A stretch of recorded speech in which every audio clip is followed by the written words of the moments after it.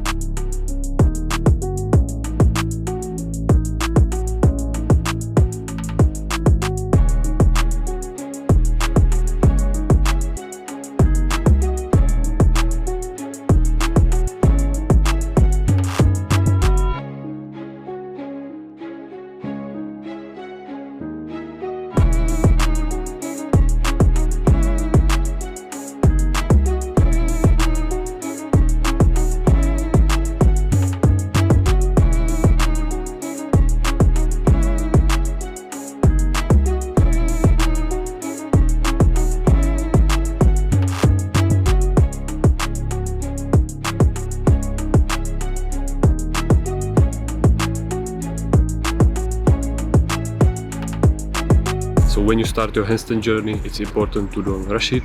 Take your time, learn how to balance, how to use your fingers and palms. Really spend time in the handstand, get confident, and then take it to the floor and try to kick up into freestanding handstand and then hold it. So there you have it, guys. Another tutorial for you.